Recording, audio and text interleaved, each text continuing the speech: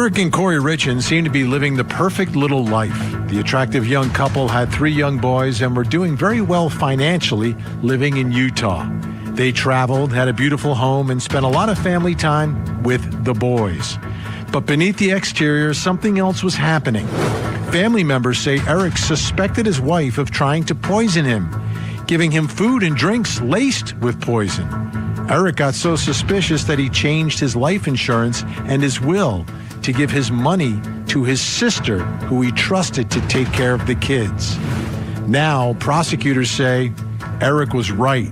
He died in March of 2022, a victim of fentanyl poisoning. After his death, Kouri wrote a book for her children to help them deal with the loss of their father.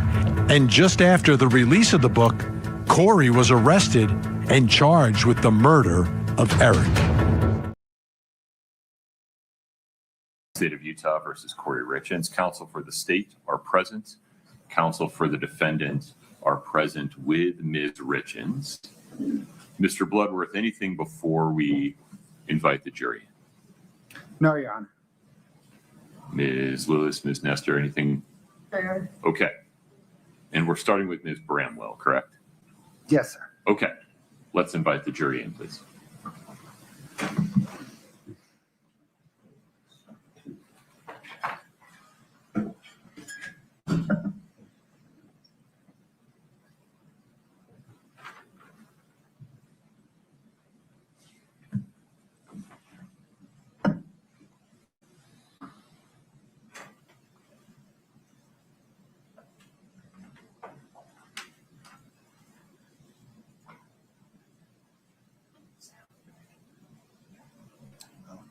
Brittany, can you turn the sound on the crowd?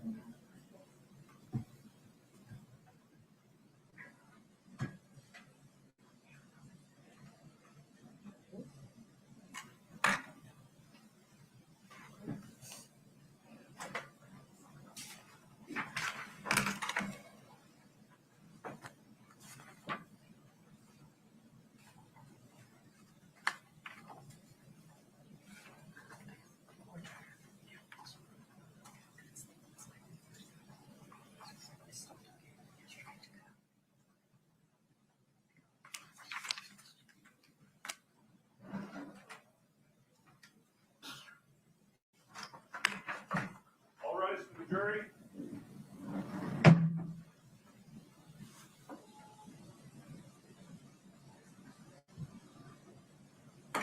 Folks, please have a seat. Thank you.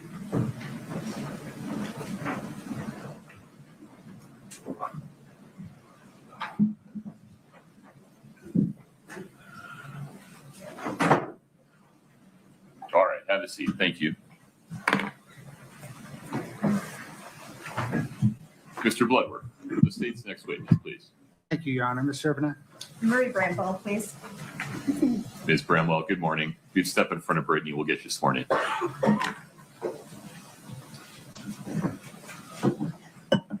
Please raise your right hand. Do you solemnly swear the testimony you're about to give in the matter before the court to be the truth, the whole truth, and nothing but the truth, subject to the pains and penalties of perjury? Thank you. Have a seat.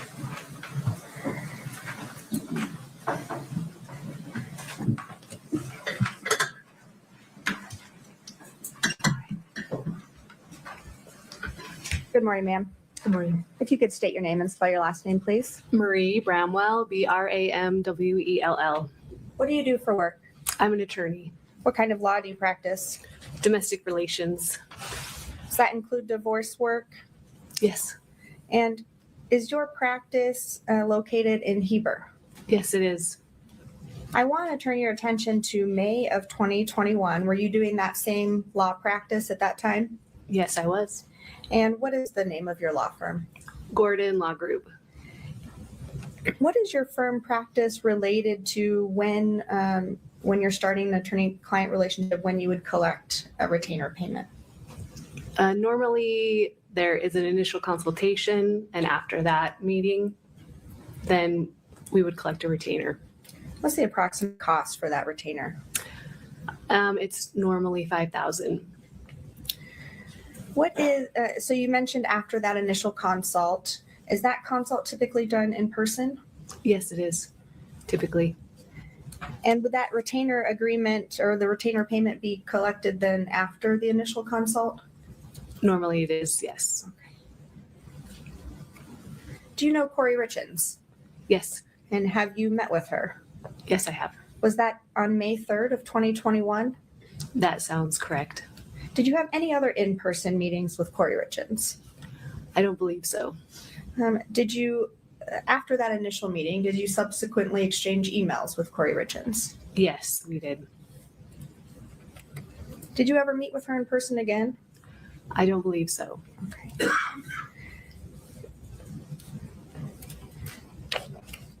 You emailed with her approximately 5 times between May of 21 and January of 22. Does that sound about right?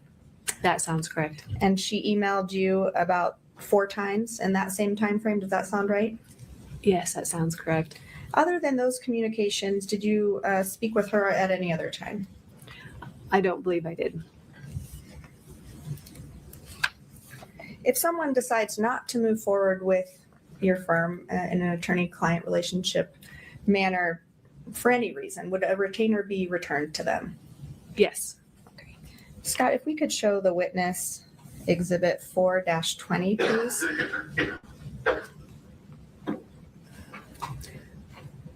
Do you recognize this? If you could scroll all the way down for her, Scott. No. Oh, it's my screen. I'm sorry. You can see the whole thing. Yes, it appears to be a check issued from Gordon Law Group. And is the check made out to Kouri Richins? Yes, it is. We'll move to admit 4-20.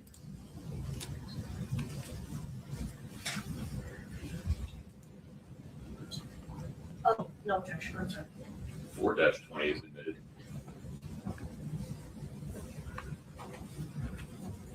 Ma'am, those were all my questions for you.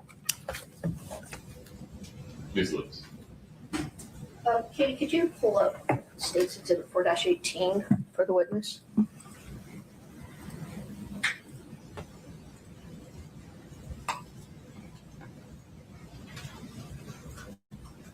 You recognize that, Ms. Bramwell? Yes, I do. And is that your bio that's used for the Gordon Law Group? Yes, it is. And could we publish that, or could I move to admit it and then publish it? No objection. 4-18 is admitted. Can you pull it up, Katie, so I can? Yes, maybe I should step up here. My eyes, not what they used to be. Okay, so according to your bio, you practice law also in the areas of water law, boundary issues, easement, and property issues, correct? Yes, I have. Okay, that's all we have, nothing further. Just one question. Were you doing those types of cases in 2021? I don't believe so. Okay, so it was just the domestic relations then at that time. Primarily. Thank you. Ms. Lewis, anything further? No, Your Honor. Counsel, may we release this witness? Yes. Yes, Your Honor. Ms. Bramwell, thanks for your time. You're free to go.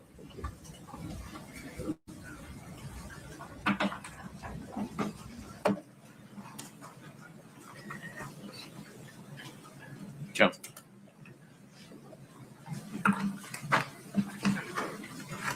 Your Honor, we have a phone call that we would like to play. It states Exhibit 2-95D.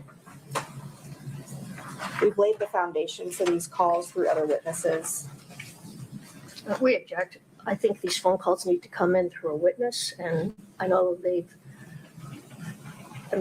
phone call is between two particular people, and they haven't admitted it through any witness. I think there will be witnesses coming up that they may be able to admit it through, but I object to it being played at this time. Would you approach for me?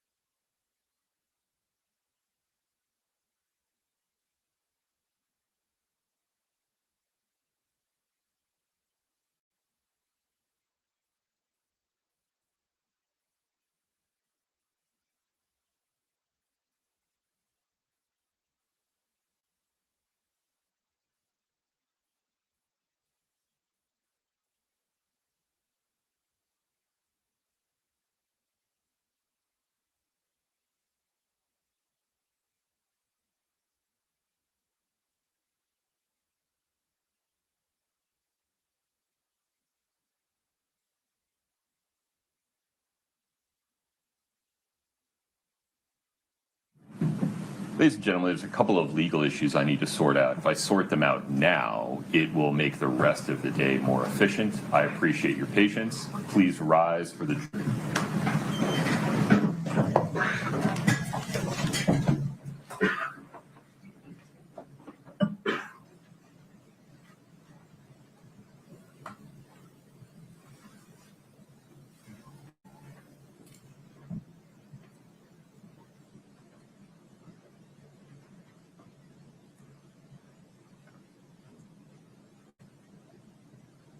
Okay, folks, have a seat. We're still on the record. Ms. Lewis, I apologize for interrupting you. I think this would just be an easier way to have the conversation that we were having. Go ahead, complete your thought form regarding jail calls. Well, there's hearsay in this call also from the other party, which That will be true with every call. And so we'll need to come up with an instruction for the jury about how they are to treat the other side of each of these calls. All right, well, I guess our objection is that these calls could and should be introduced through an actual witness. Playing them randomly, I think is confusing for the jury. May we stay focused on this particular call for a moment to tease out your position on that? So this is 2-95. I'd like to look at that again, but I also think that Hold on, I wasn't finished with my Oh, I'm question. sorry. My apologies. This You is take like 2-95. Yes, sir. What was the number again? 295D. 295D. Okay, so 2-95D, as I understand it, the state is seeking to play now because it relates to Ms. Richins having contacted Ms. Bramwell. Is that fairly stated? Yes, Your Honor. Okay. And so I think I understand the state's position. Playing it at any other time than directly following Ms. Bramwell's testimony would be confusing. That's what I'm gathering from the state's position. Correct, Your Honor. Okay. So take it from there, Ms. Lewis. I'd like to, I haven't looked at this call in a couple of days, so I'd like to look at it. But I also think by introducing these things without a witness on the stand is a violation of our Sixth Amendment right to cross-examine. When we introduce these randomly, we can't cross-examine anyone about these calls. Well, are you talking about foundation or content? I'm sorry, what was that? Are you talking about cross-examining regarding foundation or content? Content. Well, the content, the part that's being admitted for the truth, is your own client's statements. So the confrontation problem doesn't exist there. And if we instruct the jury not to consider the other half of the conversation for the truth, there's no confrontation issue there either. Well, if they were to call the witness, who is the other half of the conversation, and introduce the call through the witness, then we would have an opportunity to cross-examine regarding the phone call. But not if the other half of the call isn't being admitted as substantive evidence. They're not admitting the other half of the conversation as substantive evidence of anything. And moreover, I'm going to be instructing the jury that they can't consider the other half of the call as substantive evidence. I think I have to under the hearsay rule. Your Honor, I still believe that we need to have the call through a witness. If they were to call the person who testified, the person who's on the other half of the call, then we would have the right to cross-examine them about the content of the call. And we don't know what that evidence would be. There may be more to this call or more context to this call that the individual can explain. By just randomly playing calls, we don't have any opportunity to cross-examine anyone or do anything with these calls. And then the jury just takes these calls as without an opportunity for us to put in any explanation about these calls. I feel like you're intentionally ignoring the fact that I'll be instructing the jury to not consider the other half of the call. But I understand your position, and you have to acknowledge that you have the power to subpoena the people on the other side of the call if you want to. But let's stay focused on the half that the jury would be allowed to consider from each of these calls. And that's your client's own statements. I need a moment to look at this call again. I haven't looked at it in a couple of days. Is that all right? Of course. It might take me a minute. Can I say it at the same time? Um, There was something that was on the screen just now. yeah, so. I've got it. Send this to Scott. This is the transcript. Oh, I got it. Never mind. This is just the transcript. Oh, I see. I'm sorry. It's from court.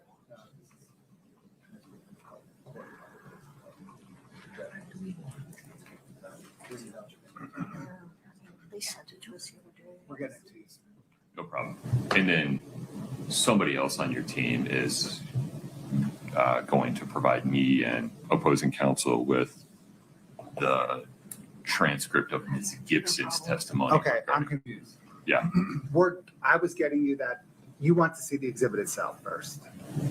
Forgive me, somebody flashed it. I think Katie flashed the content of the call on the screen. And so if Ms. Lewis is looking at it, I'm going to be in the dark if I don't see Okay, it at the Scott, same can you time. publish the content of the call? And then we'll, We'll go to the next piece. gotcha. Thank you. Let me just play this portion, Your Honor, without the audio. Do you have a written representation of what's being said? It's at the bottom. Oh, I see. It has the scrolling text at the bottom, Your Honor. Let's do it. Give me 1 second. We'll all be on the same page here. This is just the call. This is the transcript.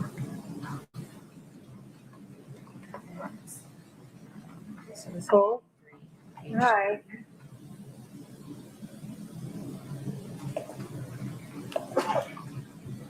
Did we lose audio, Scott? It would appear that way. I turned it off. I wasn't Oh, sure if okay. you wanted No, audio. that's okay. I misunderstood. We can't see it. That's true. I can fix that. Thank you. All right, Scott, if you would play it without the audio for a moment, I'd appreciate it.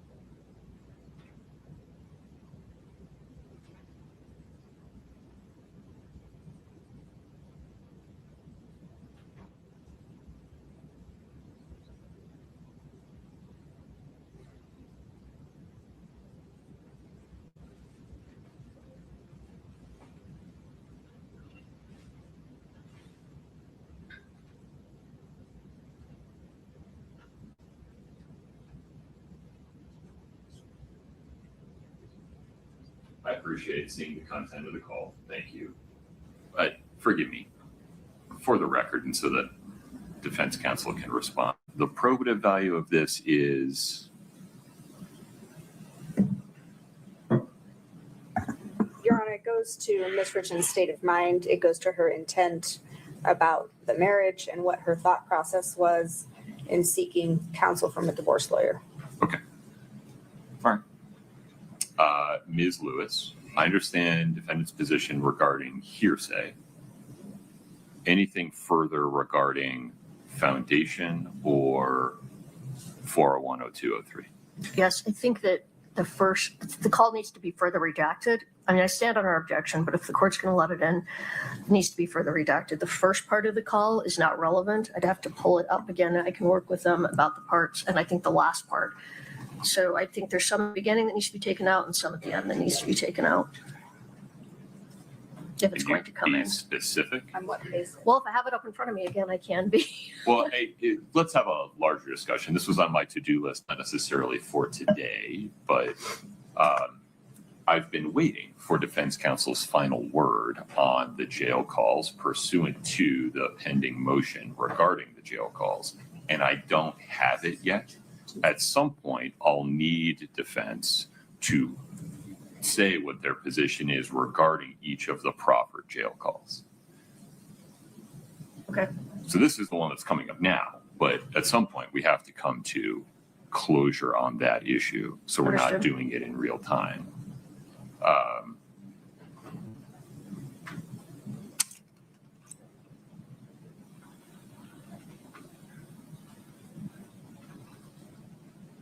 How do you want to proceed from this point on this call? If I could just maybe look at it with the state and point out first part and the last part and see if we can agree that that needs to be That's out of the fine. call. Okay. Do you want to do that now, Mr. Bloodworth, and then address the other issues? Do you want to do that now and address the other issues during the lunch break? Well, Your Honor, I think the other issues are going to come up way before lunch. Understood. Okay. So let me, if agreeable, let me propose maybe Ms.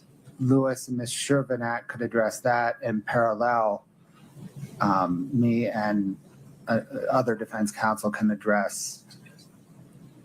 We're fine with that. Okay. Among the defense team, who is taking lead on Mr. Wright and Mr. Kings? That would be Ms. Nestor. I have Mr. Wright, Mr. Ramos has Mr. Case. Perfect. Sounds like this will work. Okay. Ms. Lewis, would you work with Ms. Shervinack to see if you can reach agreement regarding some further redactions to that particular call, 2-95D? Yes. Okay. And just for the record, that we're not withdrawing our objection, but if it's coming in, that's what we're going to talk about is this redaction. You're not withdrawing any of your objections. No, Right. we're not. I understood. All right. Yeah. Okay. So, Mr. Bloodworth, the state will be calling Kouri Wright and Josh Case today, correct? Correct. Pursuant to the court's ruling and order denying state's motion to reconsider and admit excited utterance, there are portions of their proper testimony that have been excluded by the court. There are other portions, though, that I imagine the state's view is should come in under other exceptions to the hearsay rule.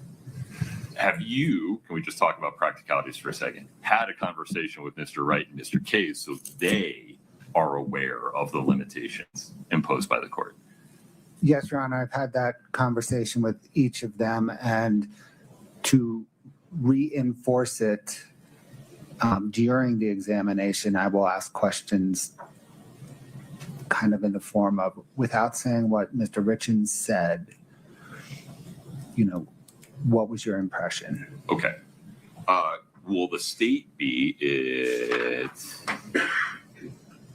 eliciting any testimony about statements made by Eric to either of them? No, Your Honor. The state will scope its questions to elicit responses about what was their impression of Mr. Richins' demeanor and what, if any, advice did they give Mr. Richins? Okay. Ms. Nestor, that creates a pretty good safety margin between where the proffer started, and it sounds like where it's coming in terms of making sure that the witnesses don't unintentionally say anything that's excluded by the court. Anything further on that issue? No, sir. Mr. Ramos? No, Judge. Okay. All right. Okay. That handles that. When's the next time a jail call is going to be offered by the state to your current expectation, Mr. Bloodworth, understanding that this is dynamic? Your Honor, the next time I anticipate Sitting here today right now Yeah. is during Detective O'Driscoll's testimony. That was my expectation as well. When's he taking the stand? Your Honor, he will be most likely the state's last witness, probably late Monday, early Tuesday. Okay. All right. And so the reason we're doing this call now is for proximity to Ms. Bramwell's testimony? It is, Your Honor, and the state appreciates that the broader set of jail calls is unresolved, and kind of anticipating this, we emailed this 2 days ago to defense to kind of Okay. start the process of resolving it. All right. I'm going to give Ms. Shervanek and Ms. Lewis an opportunity to work for a few more minutes. I'm going to use the restroom. So we'll come back at 10:15. Yes, Any objection, Ms. Nestor? No, sir. Okay. We're in recess until 10:15. Thank you.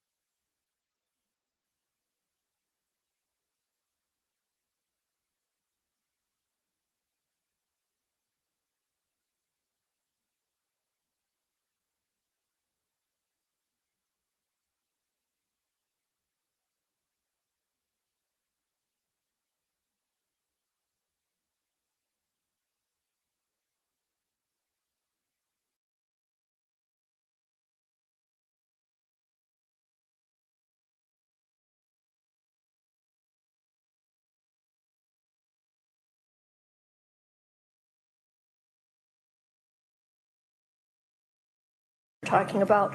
And if the state just wants the jury to know she's annoyed, she says it numerous times throughout the call. Beginning at page 4, she says, like, what the hell? I know. I just, like, am so annoyed by that. She says it numerous times. And yes, you can tell by her tone of voice that she's annoyed. I don't see that the beginning gives any context whatsoever. Yeah, I guess that's my question, Ms. Lewis. Why aren't we just starting at page 4, line 1?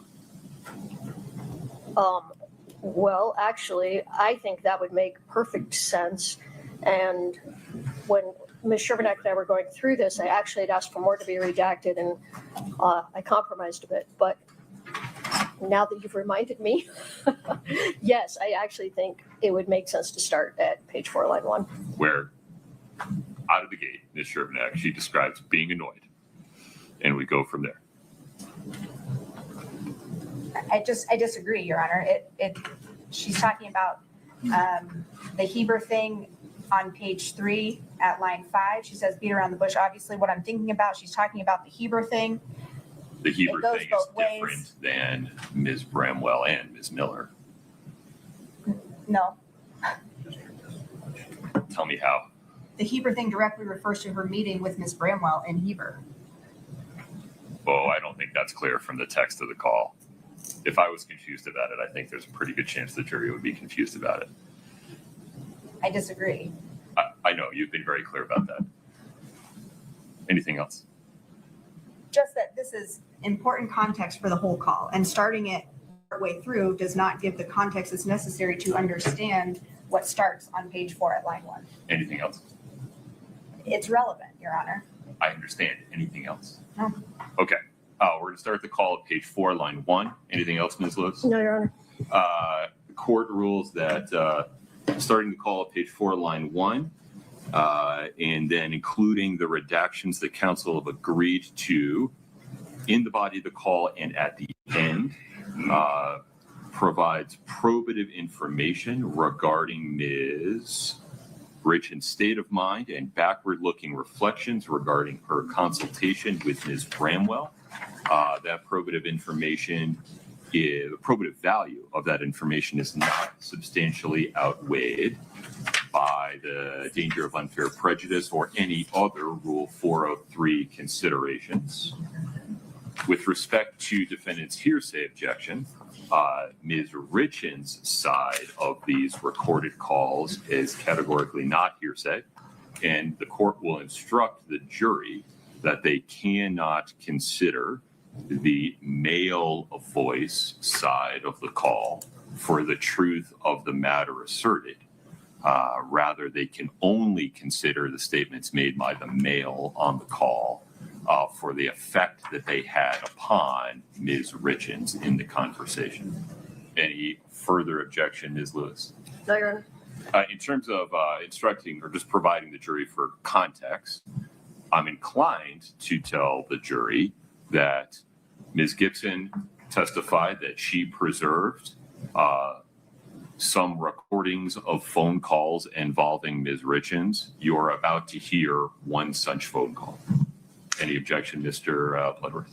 No objection, Your Honor. Are we good then to, as we discussed at the bench, have Ms. Shervanack just give the date of the phone call? No, Your Honor. It's not in the content, and Ms. Gibson didn't provide that particular piece of foundation, so that would be additive. Your Honor, if we were to play that portion of the audio of the jail call, it would make it clear that it was a jail call. Oh, forgive me. I haven't heard or seen the introductory portion of the home wave call. Does it? Right, Your Honor. State the date? Yes, every home wave call begins with a time or date, and then this is a recorded line, and anything you say will be preserved, could be monitored, and admonishments like this. Is that accurate, Ms. Lewis? That's accurate, but this takes me back to my initial point is this should have been and typically would be introduced through a witness because the witness could have just said the date and we wouldn't have this problem. I don't think that the state should be testifying to the date. Right, but if Ms. Gibson had just said, in order to avoid playing any of that for an indisputably authentic call out of custody in front of the jury. I think it's in fair and necessary balancing to not play the preamble of the call, which would limit your ability to cross-examine Ms. Gibson as to how she knows when the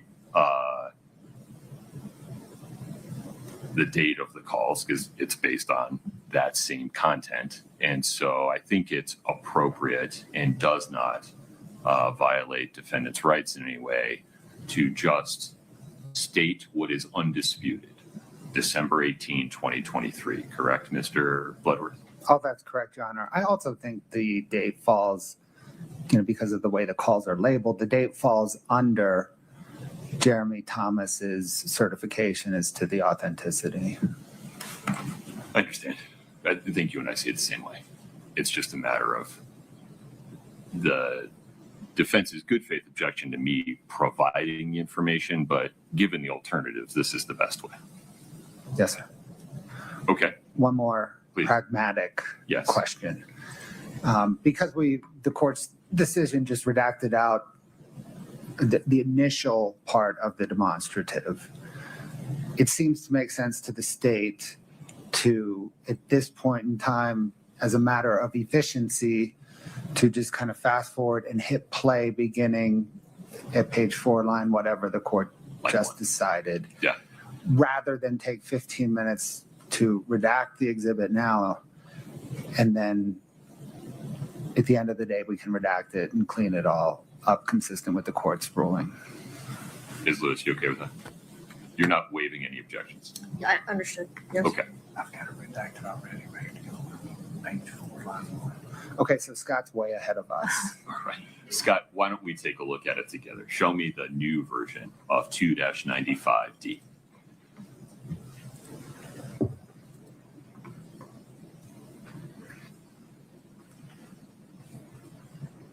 Well, the text is correct. Scott, let's try the audio. Your Honor, we can't see it. Here. My apologies.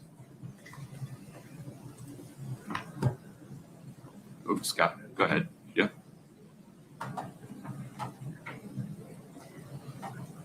Obviously. What the hell?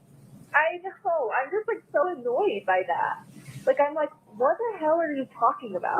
Who gives a shit? Yeah. Obviously, if one party is going to do it, the other party is probably going to do it to see what the fuck. Do you want to fast forward to the end just to confirm, so Ms. Lewis can confirm that the stuff at the end has been redacted out? I'm sorry, Your Honor, I did not catch anything for reductions at the end. Okay, I can. Yeah, if you would work with Scott real quick to make sure that the stuff at the end gets redacted out.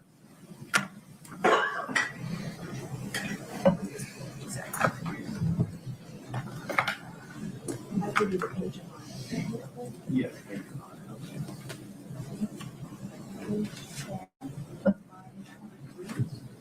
From there to there.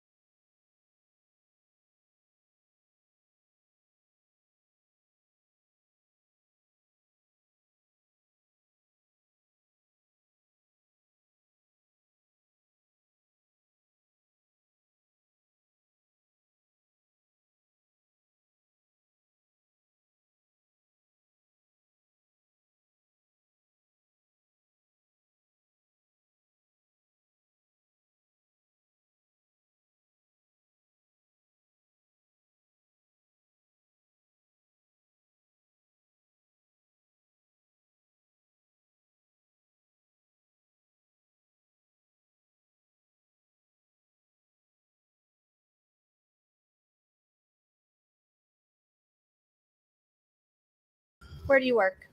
I work for C&E Stonemasonry. And how long have you worked there? I've worked there 5 years. What is your current role with C&E? I am currently their estimator. What's that mean? It means C&E Stone, we put stone on houses, and my job is to figure out how much we need on those houses. What was your job back with C&E when you first started with them? I got hired originally as an admin. And when was that? That was in February of 21. Did you know Eric Richins? I did. How long did you know him for? I met him sometime around 2017. Okay. And what about Kouri Richins? Do you know her? I do. And did you meet Same her time. around the same time? Yeah. In 2021, what was the nature of your relationship with Kouri Richins? I knew her as a neighbor. I knew her as the mother to my children's friends, and I knew her as my own friend. I want to turn your attention to December of 2021. Was there a conversation that you had with Kouri Richins in December of 2021 that stood out to you? Yes. What was the date of that conversation? December 17th of 2021. That's a specific date. Why do you remember that date? Because I keep a journal and I have photos from that date. What were you doing that day? We were doing a Secret Santa gift wrap for C&E Stone. We get presents for families in the neighborhood that don't get a good Christmas, and we were wrapping them to give away. Now, when you say we, was that who's the we? Me and Kouri. Okay, just the two of you then? Just the two of us while we were wrapping, yeah. Was there a topic of conversation that came up related to Kouri Richins' marriage? Yes. How did that come up? I had recently gotten divorced a couple months before, 3 months before, and she was asking me how that was going, and I was asking her about how her marriage was going, and her and Eric had a fight that day, so it was definitely on the top of her mind. What did Kouri say to you? Kouri had an opportunity to go to a work event of some sort, like a Christmas gala, something like that. And it was going to be a really good opportunity for her career. She was excited about it. At the same time, Eric had booked a sleigh ride with the family for Christmas, a good family activity, and they had a scheduling conflict, and they did not agree about what they should do for that scheduling conflict. What else did Kouri say during that conversation about her marriage with Eric? She talked about how she was feeling trapped. She was feeling like there wasn't an easy way forward out of the marriage. She felt like she was worried about her kids. She was worried that she was going to lose them and that Eric was going to take the kids from her and that his family was going to turn the community against her. And she said that in many ways it would be better if he were dead. What was the tone of Kouri's voice during that conversation? It was serious. She definitely had a very serious tone. We weren't really joking. It was a very honest conversation and a very heartfelt conversation. And you could tell from her body language that, she was frustrated and she was struggling with where she was at. It was a serious tone. What was your reaction to Kouri saying it would be better if Eric were dead? To me, it really signified just how far their marriage was off track and how serious the situation was. And I felt bad for both of them. That's a heavy conversation. I don't have any other questions for you. Thank you. Thank you.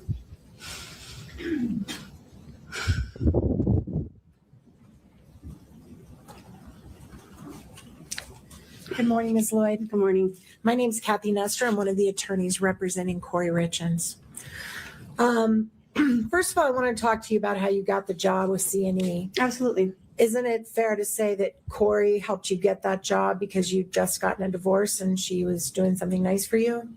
I would say Kouri helped me get that job. Yes, she let me know that it was available and definitely made sure that I knew that it was an option for me. And she was the reference for you to her husband, Eric? I would say so, yes. Okay. And when you were working at C&E, during the time that Eric was alive, Kouri was actually on the payroll, right? She got like a paycheck every couple weeks. That's true. Right. And isn't it also true that right after Eric died, she called and said, "Don't send me anymore"? I believe so, but I am a little fuzzy on that memory. Okay. But at some point she came off the payroll Correct. really quick after Eric died. I would say so. All right. I want to talk to you about the conversation on December 17th. And this was, as I understand you, Kouri and Eric every year did a Secret Santa project where they gave less privileged people anonymous Christmas gifts, right? Absolutely. And so you were there wrapping those gifts Yes. and you were having girl talk. Yes. And you're somebody that she trusted Yeah, I hope. because you had confided in her about your marriage Correct. and the fact your husband had been unfaithful. Correct. And she felt safe and talking to you about similar things like that. Yes. Okay. And when you were at this meeting, about, let me look at the date, just 1 minute. A couple of weeks after Eric died, you gave an interview about this conversation you and Kouri had. Yes. And you gave it to a private investigator that worked for the family of Eric Richins, right? I actually don't remember if it was at that time, but I do remember in a meeting with him. Yes. April 6th of 2022 at your house. Does that sound familiar? Yes. All right. And this gentleman who was not law enforcement, he was a private investigator, right? Yes. And he came to your house and you told him about this day that you spent with Kouri, didn't you? I don't remember, but I assume so. All right. And isn't it fair that in that first interview, you never mentioned anything about saying it would be better off if Eric was dead, did you? I don't recall. You don't recall? I don't recall. Okay. And then you had a second interview almost 2 years later in March of 2024 with the same investigator. Is that right? Sounds right. And then the investigator said, wait, I understand you've talked to Katie and there was something you forgot to tell me the first time we met about a statement Kouri made. That's true. And what you forgot to tell him was this part about it, he'd be better off dead, right? Yes. Okay. And isn't it fair that in this second interview in 2024, almost 2 years after, you even in that interview told him that you couldn't get on the stand for sure and say that she said that, didn't you? I do not recall that. Okay, Katie, can you please play the clip BL1? If we could cue that up and play it for her to hear. Cue it up. And let's make sure we're all talking about the same thing. My apologies. Do we have a foundation issue here, Ms. Sher? Yes, I don't know what they're referring to, and if they're seeking to refresh her, then I believe that should be handled slightly differently. Yeah. No, I believe she said she didn't say it, so I don't think I need to refresh her. I think I can impeach her at this point. If you would just approach for a second.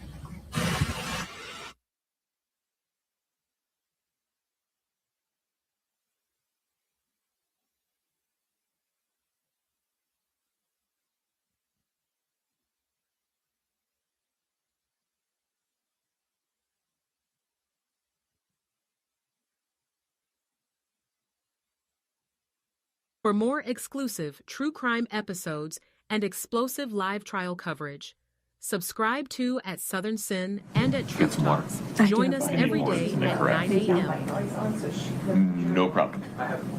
Oh, you do? Okay.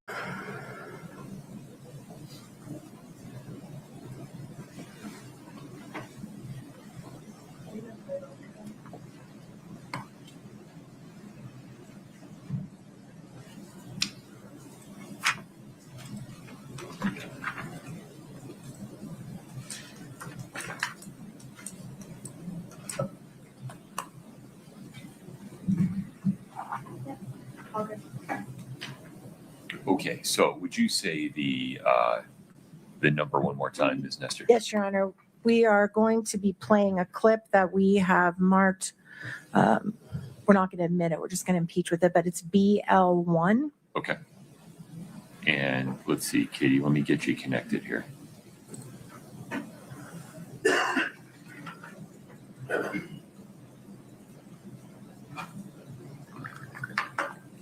And this part, I swear she said it, but I also feel like if you put me on a stand, I would not be confident enough to actually truly know if she said it. But I swear she said, in many ways, it would be better if he just died. Is that true? Because, and I remember thinking, the reason I think. Yeah, that's it. Is that your voice? That is my voice. All right. And you did say that you wouldn't be able to swear to it on the stand, didn't you? I wouldn't be confident in that. Yes. Okay. And then if we could play the second clip. Yeah, well, and like I said, that's the conversation we had, and I for sure know she said the trap stuff, and I am 90% sure she said the comment about it being better dead. Okay, so again, that is the second interview that you had with the investigator, and again, you're saying you can't say for certain that she made that statement, correct? Correct. Okay. You also never told that statement to the police when you were interviewed by the police, did you? Until later, much later, like 2024. I don't know if I got interviewed by the police in 2024. Okay. All right. While you were employed at CNE, which you've testified to, after Eric died, were you instructed to go to the house and pick up some of his private items?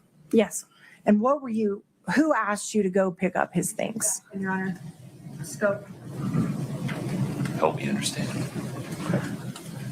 If you would approach Mr. Beck.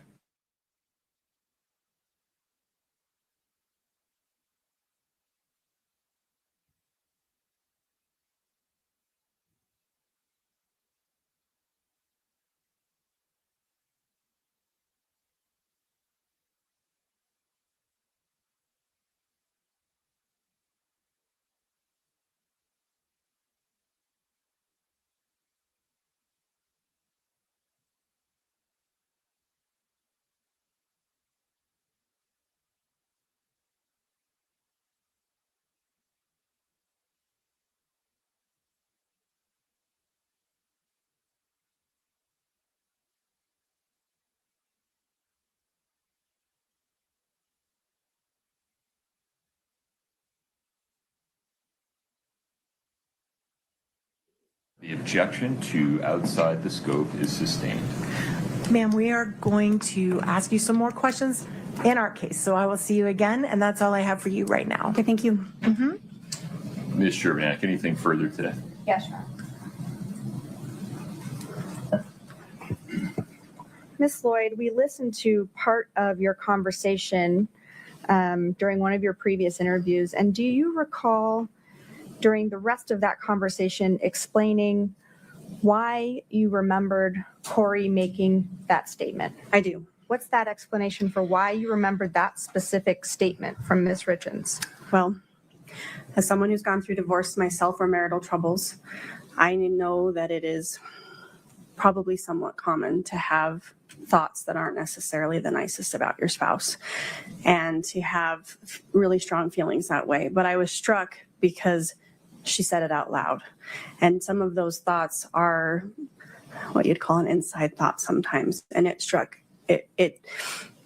was memorable for me enough that after I met with the private detective, I went and talked to my friends. And without prompting, I said, hey, Remember that conversation I told you about? What did I tell you about it? And they were able to confirm exactly what I said in my statement here, because it is a very big deal, and I respect the justice system very much, that I am never going to get on the stand and say something that I don't know as truth. Are you confident in your testimony today? I am. Those are all my questions. Thank you. Thank you. Okay. So now it's your testimony that you were told about this statement by someone else? No.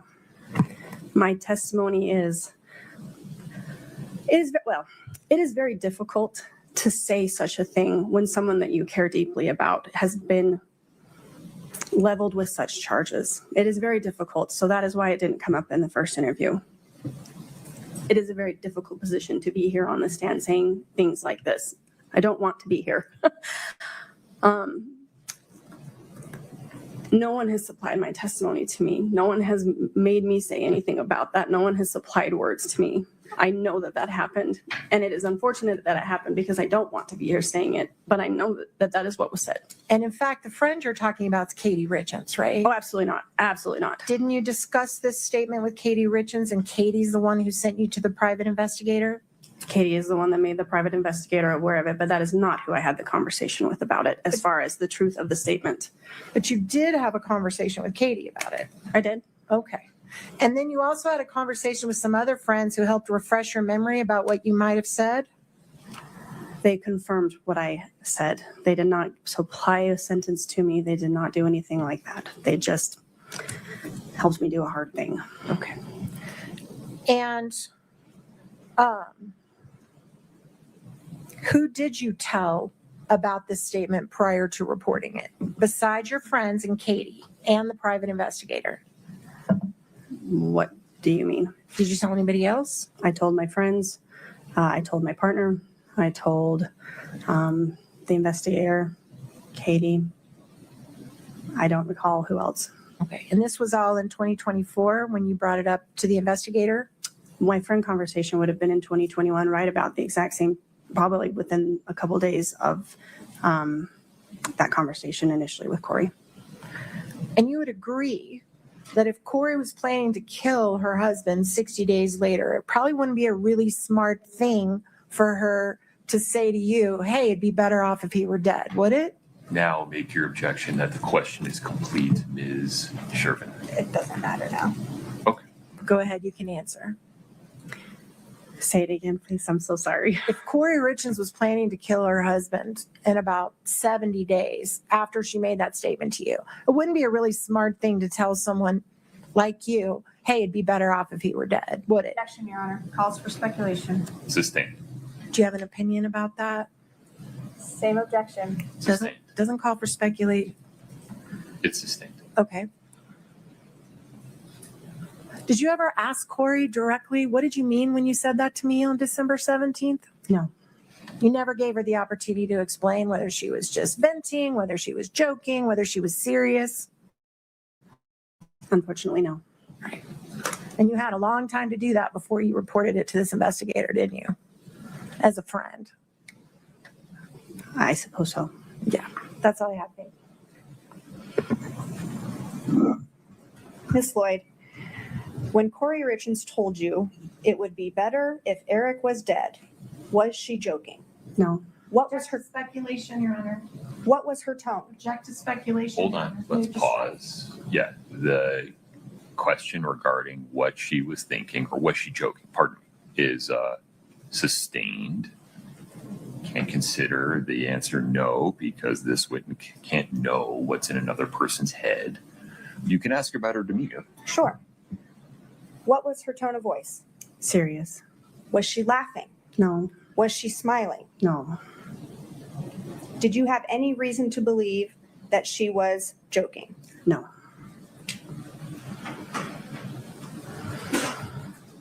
One last question. Were y'all drinking? We had one beverage. I had one beverage. That's all I have, Your Honor. Okay. May we allow this witness to step down? Yes. All right.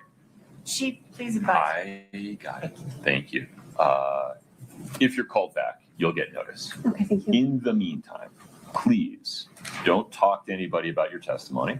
Please don't watch any coverage, read any coverage, listen to any coverage about the case. Okay, Okay, perfect. please travel safe. Thank you so much.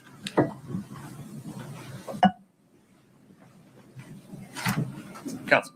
Your Honor, the state calls Gabe Morin. Okay.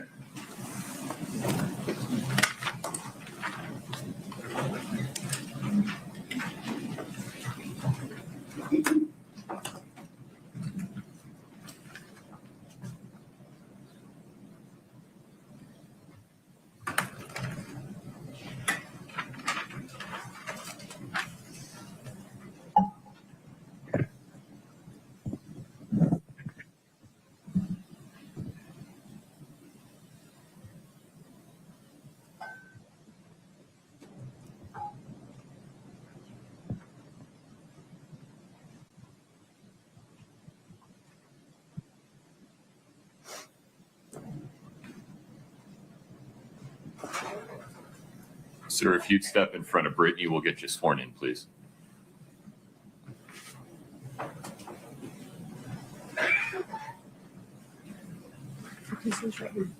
Do you solemnly swear the testimony you're about to give in the matter before the court to be the truth, the whole truth, and nothing but the truth, subject to the pains and penalties of perjury? Thank you. Please have a seat.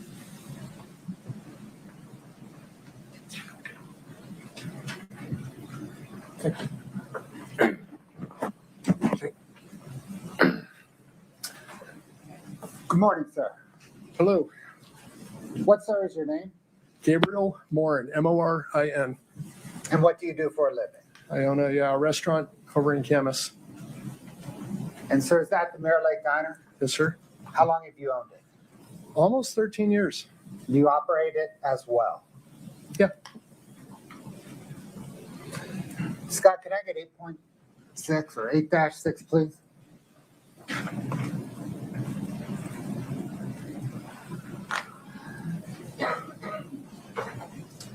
Can you see that on screen, sir? Yeah. Okay. Scott, if you can please scroll down.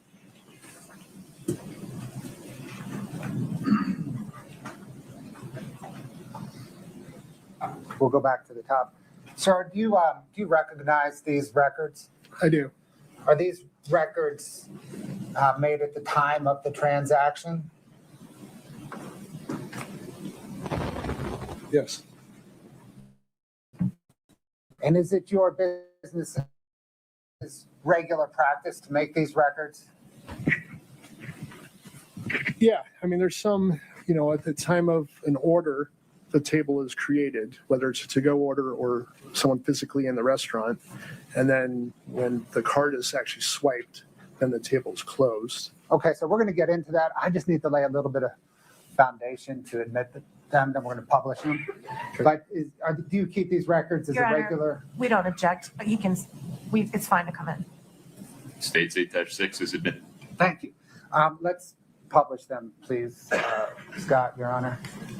Scott, if you can, let me see here. Okay, so generally, what are we looking at? So at 9:07, Megan is our employee. I believe this was a to-go order that was called in. Okay. And then, it was paid for in person at the time of pickup. $10 was written on gratuity, then $41.39 was the total charge. So does this reflect a receipt from a called-in order at your diner on April the 14th, 2022? Yeah. And the card entry method there, S, is that for swipe? Yeah. And then the card was present, that's what that's telling us? Yep. Signature at the bottom, normal receipt that we've all seen all the time, always? Yeah. Scott, can you go to the next page, please?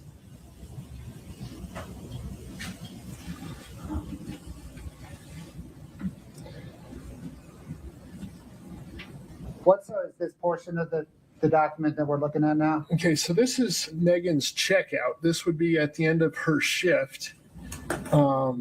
And this is like a breakdown of credit cards, whether MasterCard, Discover, cash sales, and that kind of stuff. And then Scott, if you can go down to the third document. Can you embiggen that top part? Thank you. And then, sir, what is this? Okay, so this is an audit of that particular order. So you can see the timeline on the left side. So at 8:55, it says a Greek omelet, quinoa salad, bagel sandwich with hash browns, and then Kouri is typed in. So at 8:55, an order was placed. At 9:07, the food was ready. 9:07, payment was applied. And then at 10:50, adjusted payment. So the server has some leeway as to when they actually adjust their tips. I mean, before they're into their shift, they're going to go through all their sales and adjust tips. Some servers wait till the end of the day. At 11 o'clock on Valentine's, we weren't very busy, so she did it during the day. Sir, why the name Kouri? Well, because it's a phone-in to-go order. So, we don't take credit cards over the phone unless we really need to, but, we do enough to-go orders that we want a name associated with it so we don't get the orders mixed up. Yeah. Thank you, sir. I don't have any further questions. Okay.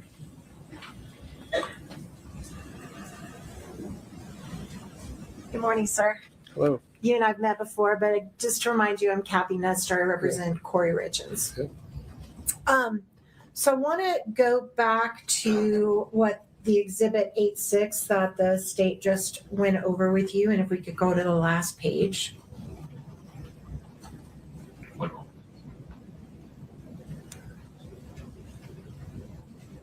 Can you go to the next page, the very last, that page, and then blow it up?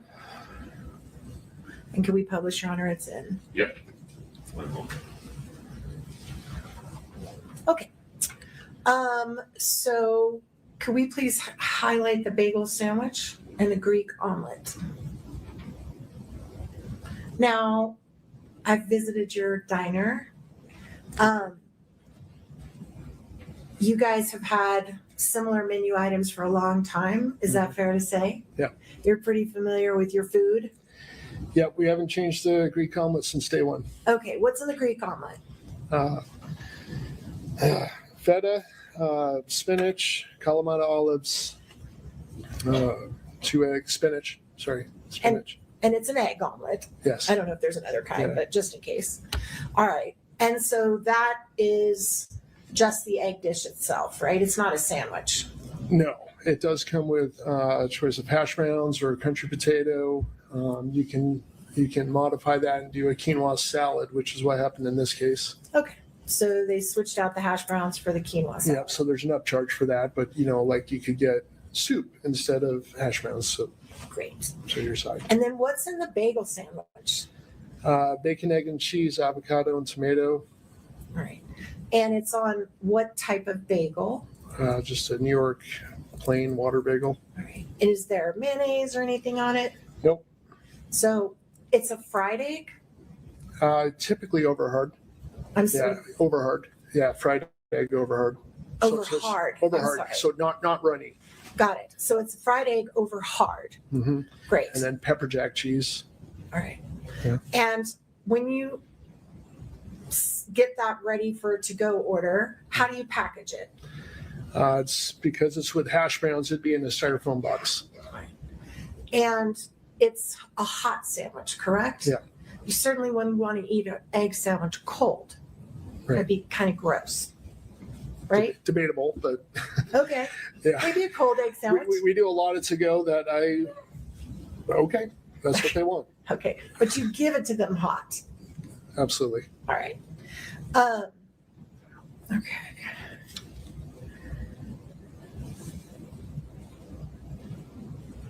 And I'm sorry, just to refresh my memory again, the ingredients on the bagel sandwich are 2 slices of bacon, 2 eggs over hard, 1 slice of pepper jack cheese, about a quarter of sliced avocado and typically 2 slices of tomato. Okay. And then the bagel itself, All right. toasted.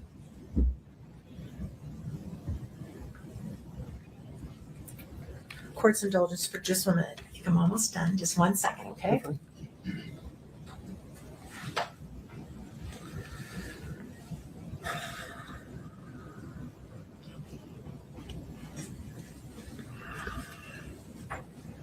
And just to be clear, the time that was on the stamp says 8:55 a.m. Can we bring that up one more time? Yeah. I just want to make sure I understand what that time means. Is that the time of the order or the time it was picked up? When it was ordered. So it was called in at 8:55. All right, And then it was physically picked up and paid for at 9:07. perfect. And 9:07 in the morning. Yeah, it's It's breakfast. well, it says a.m., so that's Okay, I'm going with it. Perfect. Thank you. That's all I have, sir. I appreciate it. Okay.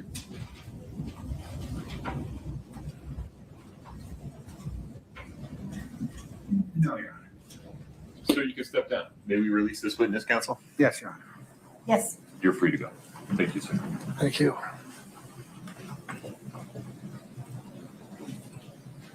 Mr. Bloodworth, who's next?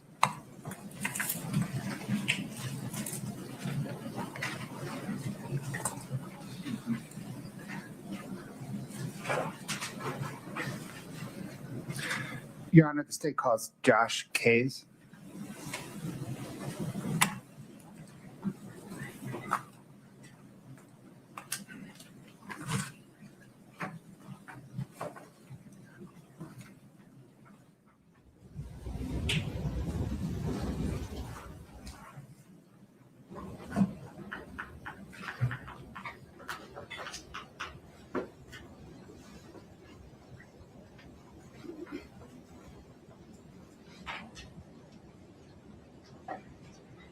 Your Honor, I apologize. I understand he's at the other building right now. Oh, Maybe we can take 5 minutes. Yeah, let's let you stretch your legs. No harm in that. Please rise for the jury.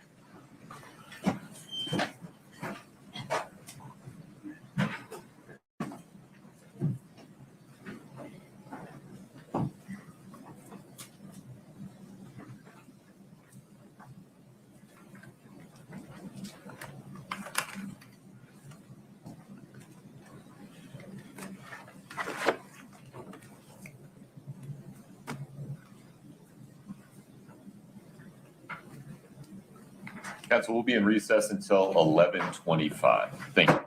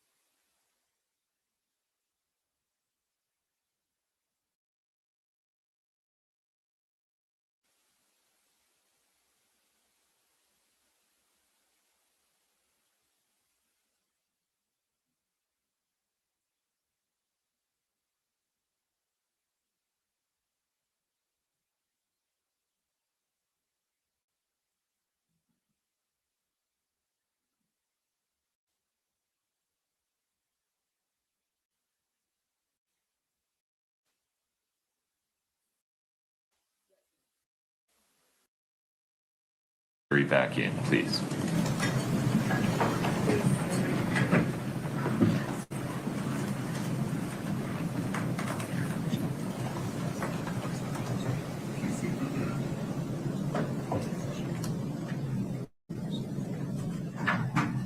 All right, jury.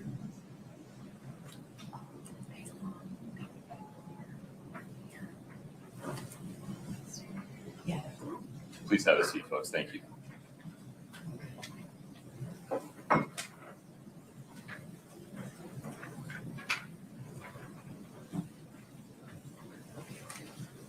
All right, have a seat.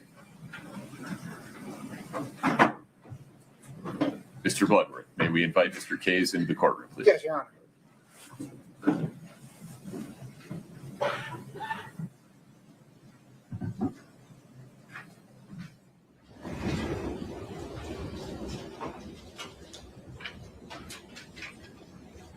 Mr. Case, good morning. If you would step in front of Brittany, we'll get you sworn in, please. If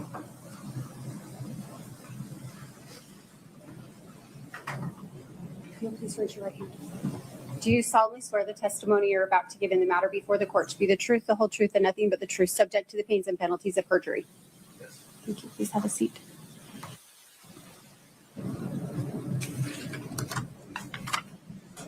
Thank you. Good morning, sir. Morning. What, sir, is your name? Joshua Case. Is your last name spelled Kaze? Yes, Sir, did you know Eric Richins? I did. How? I met Eric probably in 2014 through some mutual friends. Hung out with him a couple times, and then started working in Park City in 2016 for a builder, and Eric Richins was a subcontractor that I worked with quite a bit from 2016 on. Aside from a business professional relationship, did you have a personal relationship with Eric? Yeah, so after I started working in Park City, him and I became friends pretty quickly. I played on some of his recreational sports teams. We both liked camping and hunting, so we kind of hit it off on that front. And I think starting 2017, we started hunting together quite a bit each fall. And would you take trips together to hunt? Yeah, I think we went to Idaho on some trips 2 or 3 times. Went to Colorado on a trip once, and then a number of times here in Utah. Are those hunting trips pack hunting trips where you pack in, hunt, pack out? Mixture of both. We'd, hike in a lot. I think we went on some that were pretty grueling.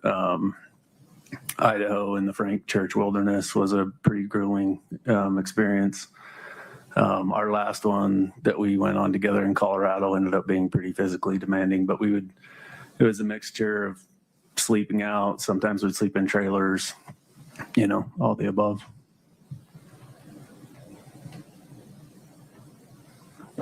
Either professionally or personally, in the last few years of Eric's life, how often would you speak with him? I'd say probably at least every other week. We had a lot of jobs going with Eric and his company. And so we would speak a lot about that. And then obviously in the fall, we would get to speak quite a bit. Yeah, a lot of the hunting trips we went on, it was just him and I on quite a few of them. So, talk a lot on those hunts as well. Do you get to know your hunting buddy pretty well when you're out packing with him? Yeah, especially if it's just you two. There's nobody else to talk to. So, yeah, I think you get to know him pretty well, and in those situations especially. What was Eric like personally? He was very kind of outgoing, confident, fun person to be around.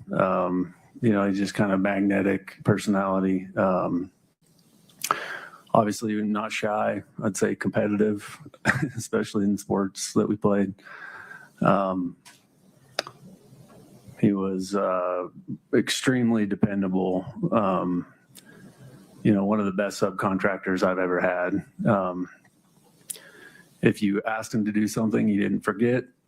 It was always done. Every time he said he would be somewhere or get something done, he always got it done. He was very, very responsible and good that way. Have you ever observed Eric sick or injured? No. Have you ever seen him use over-the-counter drugs? No. Have you ever seen him use prescription drugs? No. Have you ever seen him use illicit drugs? No. Have you ever observed any indication that Eric used drugs? No.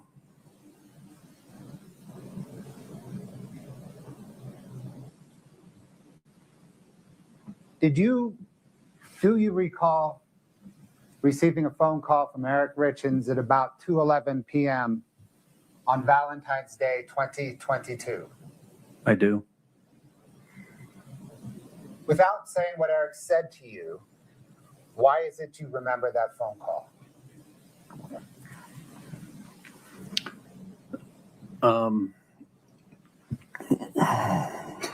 It was notable, I think, for a couple reasons, but the main reason was just the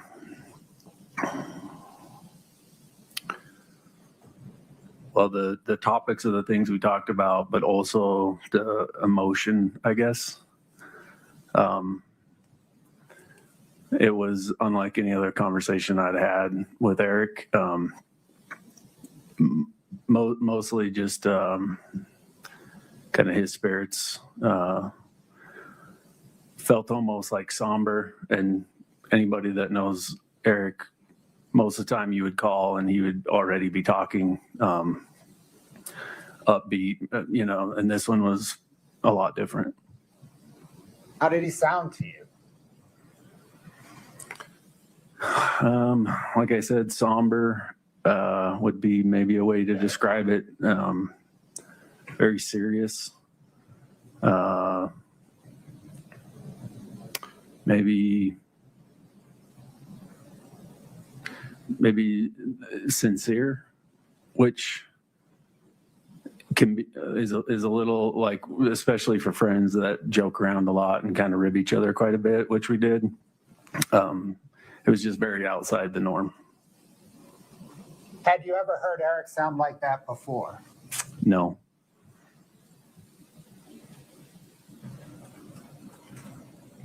Based on what Eric said to you, and without saying anything that Eric said, did you offer Eric any advice?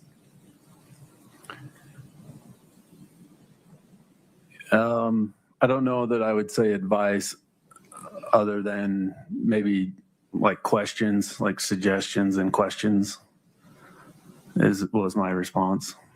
What questions did you ask Eric? Chad, can we approach?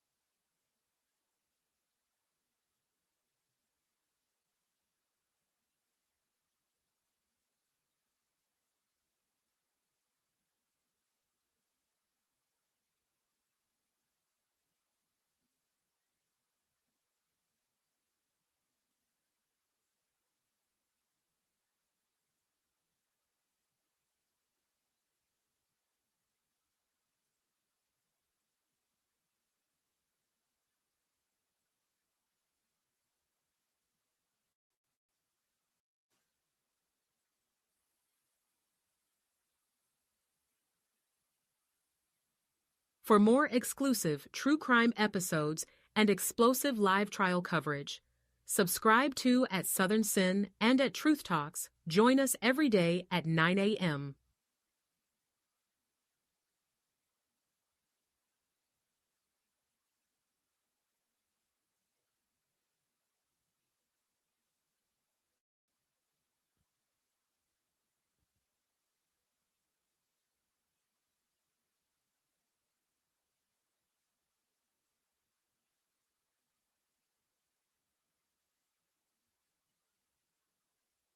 You're watching at Southern Sin. your new home for true crime. Mr. Bloodworth, please Smash proceed. that like Thank button you, Your now. Honor. We'll be right back. Mr. Case, let me ask you 3 yes or no questions, okay? Based on that conversation, did you ask Eric Richins if he was okay now? Yes. Did you ask Eric if he was going to go to the hospital? Yes.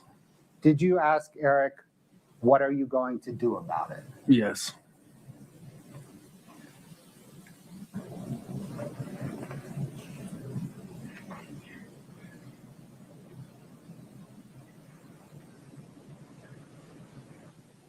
Sir, after that call with Eric Richins, did you speak to anybody else about that call? Yes. Who did you speak with? I talked to my wife that night about it. And then a day or two later told a mutual friend, actually two different mutual friends of mine and Eric's. Did there come a time after Eric's death when you spoke about this call with Kouri Wright? Yes. Did Kouri Wright have a similar call with Eric Richins? Object to hearsay. Sustained. When you spoke with Kouri Wright about this call, did Kouri Wright say anything inconsistent with your call with Eric Richins? Object to hearsay. Sustained.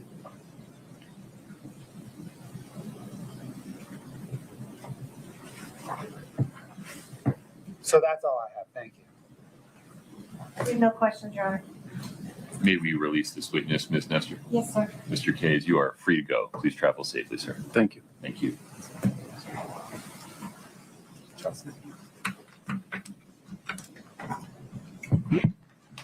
Your Honor, may we approach on schedule then? Of course.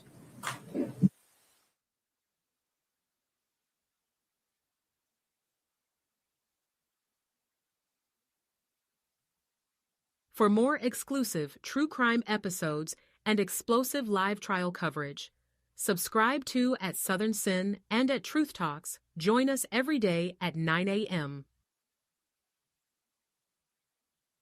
Hit us in the chat if you think the defendant is guilty or not guilty.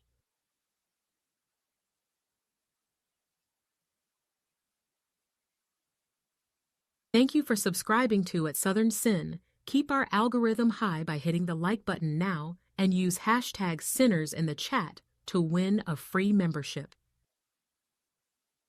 Subscribe to at Southern Sin and hit the bell for when we go live.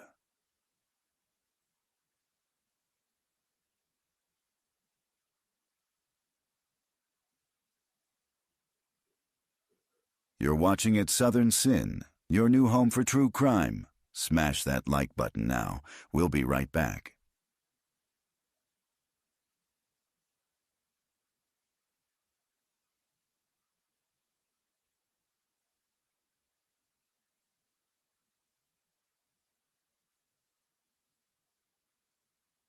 Court will be right back, here on at Southern Sin and at Truth Talks Live.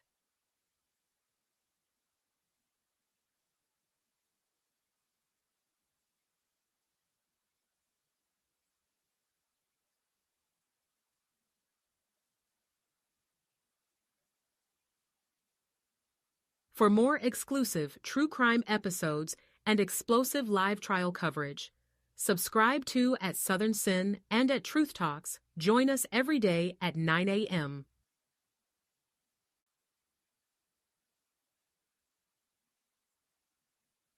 Court will be right back, here on at Southern Sin and at Truth Talks Live.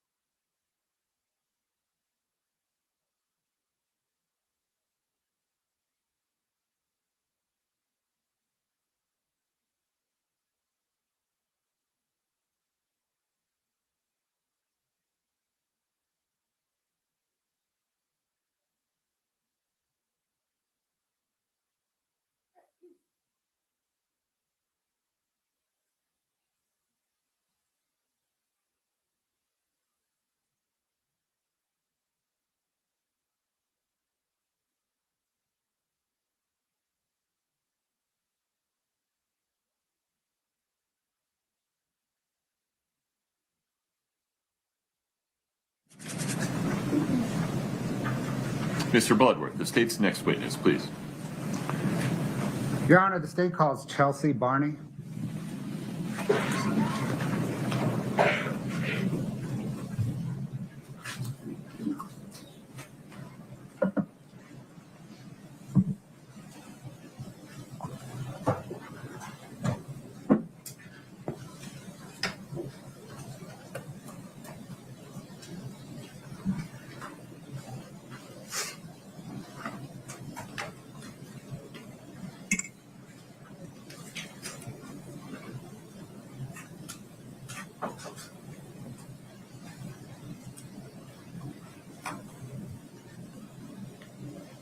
Ms. Barney, good morning. If you would step in front of Brittany, we'll get you sworn in, please.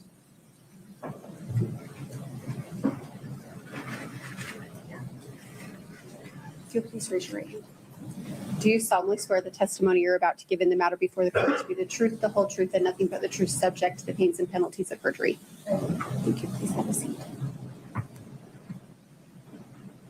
Thanks, Tracy.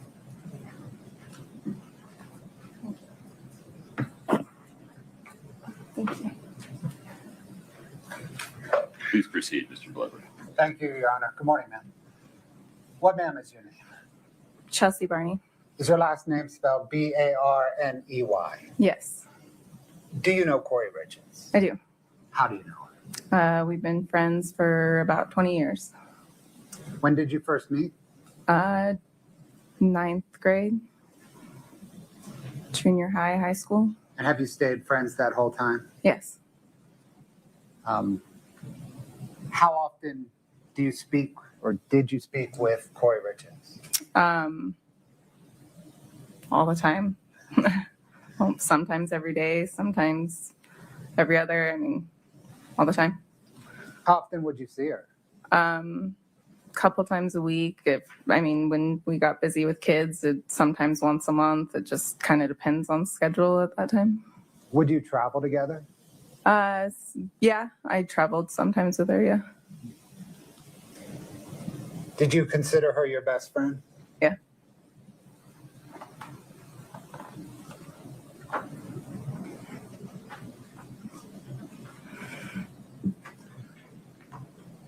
Are you familiar with the fact that the defendant obtained a $250,000 home equity line of credit on the home that she lived in? Yes. When did you learn of that? We were on a vacation to Sun Valley, and she had told me about it. Who were you on that vacation with? Some of our other friends. Was that vacation in October of 2020? Yes. Maybe the first weekend of October of 2020? Yes. What, if anything, did the defendant say about that?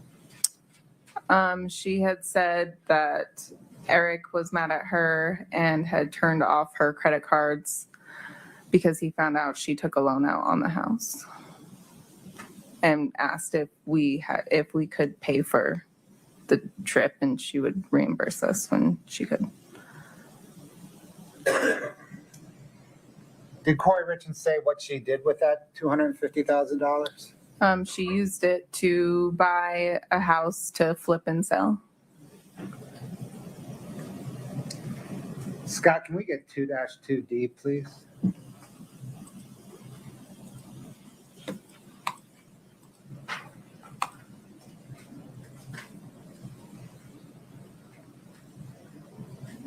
Ma'am, Scott's going to scroll through it, and I'm going to ask you if you recognize it, okay? Okay.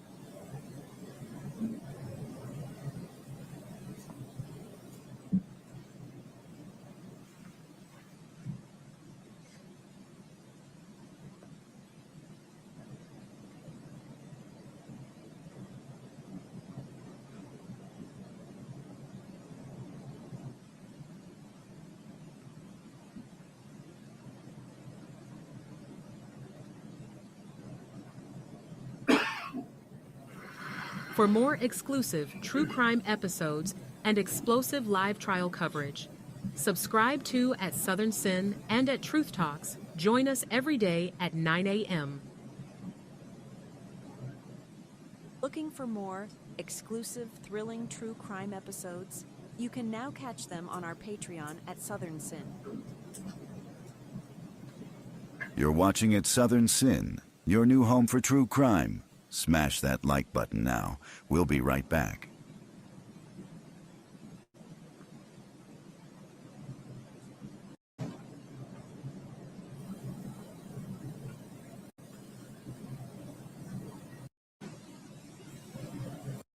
Is that an accurate depiction of an October 14th, 2020 text exchange between you and Kouri Richins? Yes. Are you the blue bubbles and no, it's the opposite, right? Is Kouri Richins the blue bubbles and you the green bubbles? Yes. Your Honor, the state moves to admit and publish 2-2D. No objection. States 2-2D is admitted.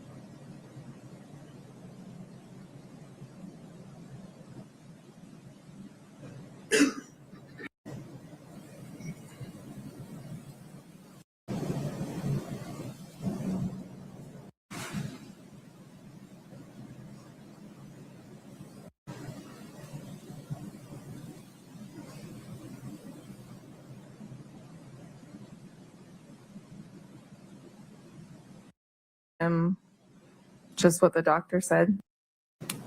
She just told him just what the doctor said and that she had to go on for a biopsy. How did Eric react? He acted concerned, but kind of was, let's not overreact until we know for sure type of thing.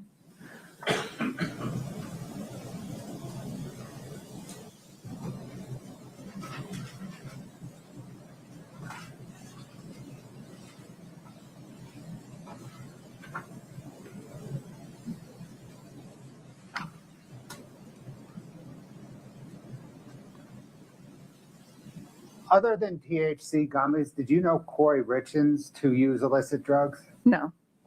Other than THC gummies, did you know Eric Richins to use illicit drugs? No. Did you know him to use pain pills at all? No. Scott, can I get 2-108, please?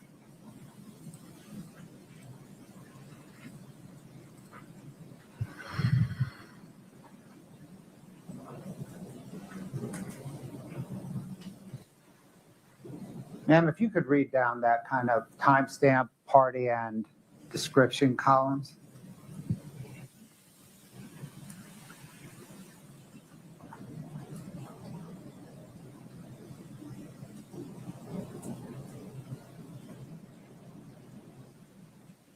Oh, sorry. Scott, can you bring up 2-108D as in Delta?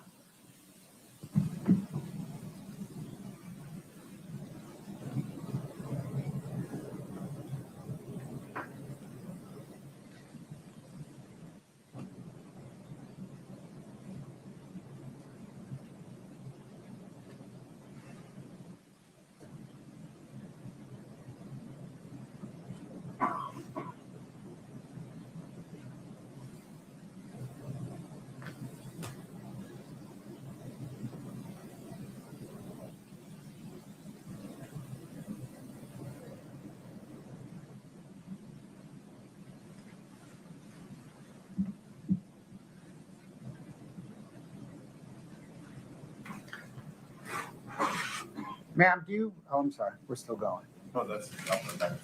Okay.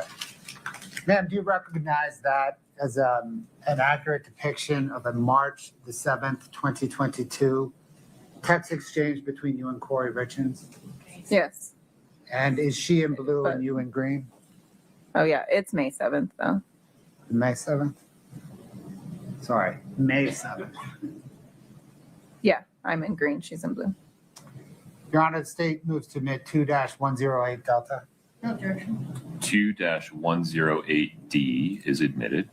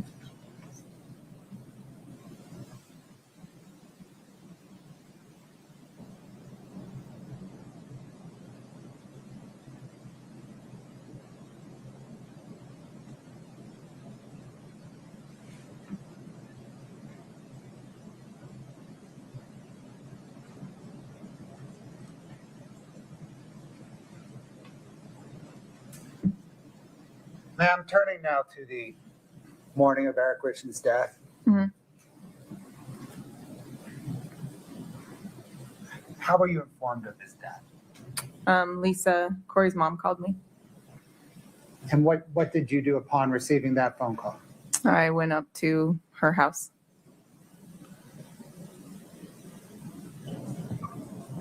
Did you discuss what happened with Kouri Richins that morning? To who? I don't know what you mean. Did Kouri Richins explain to you anything about Eric Richins' death? Oh, yeah. What did she say? Just that she went to bed with one of the boys and woke up, went back in the room and realized Eric was cold and realized he wasn't breathing.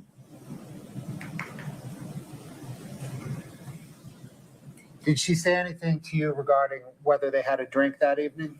Yes. What did she say? That they were celebrating the closing of a job she had and they had a drink together. Were you present in November of 2022 when Kouri Richins had a phone call with her attorneys about the night of Eric Richins' death?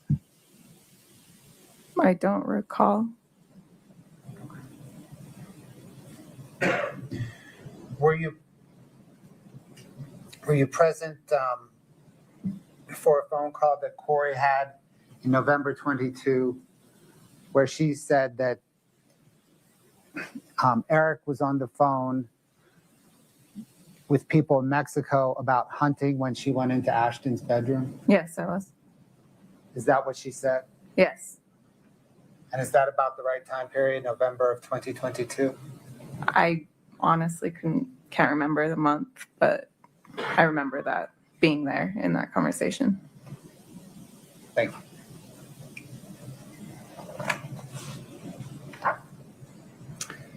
Scott, can you bring up 2-45 Delta, please?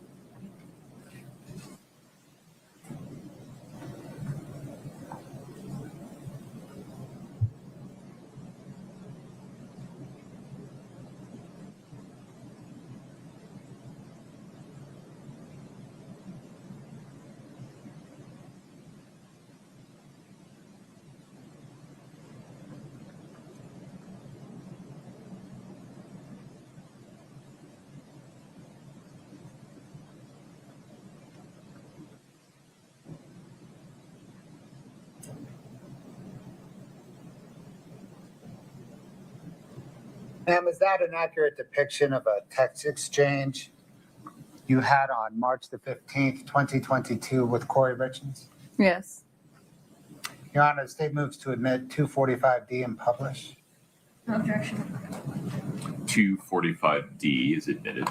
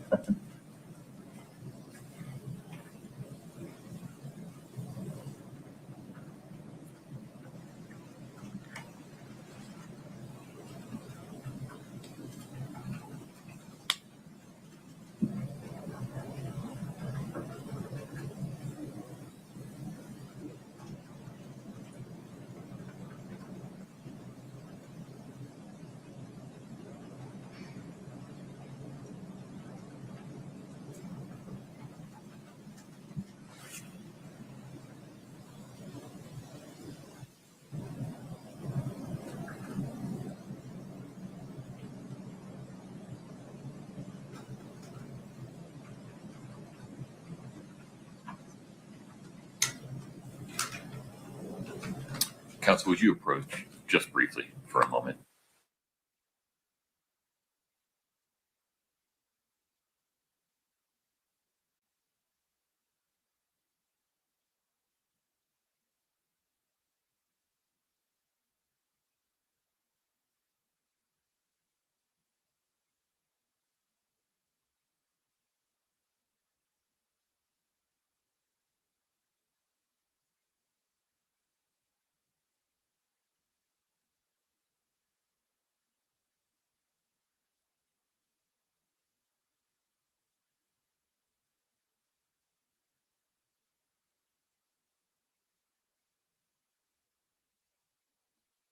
We need to break for lunch.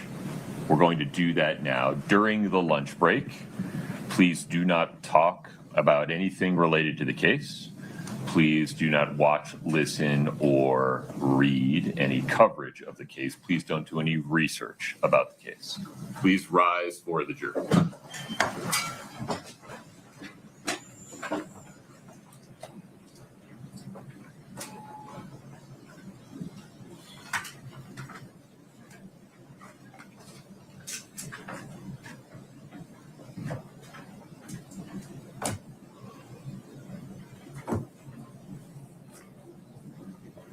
Folks, please have a seat. Ms. Barney. Yes. We're going to come back on the record at 1 p.m. Between now and then, you're free to go. Okay. As long as you come back, Okay. ready to go at 1. Okay. No matter where you go, whether you stay, whether you go, please don't talk to anybody about your testimony. Okay. Okay? Okay. Very good. We'll be in recess until 1 p.m. Thank you.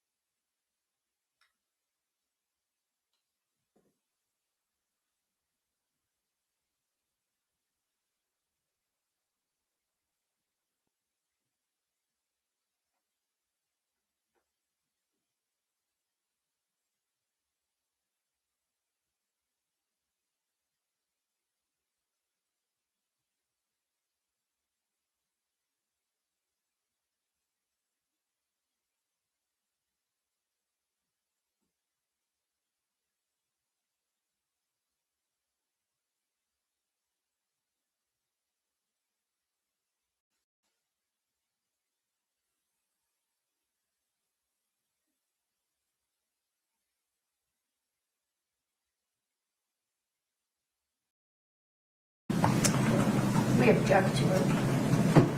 Let's have that conversation now. Mr. Bloodworth, just for the record, proffer what the proposed exhibit is. Your Honor, it's two exhibits. It's State 2-46 and 2-47. It's one phone call that's split into two recordings. And the phone call is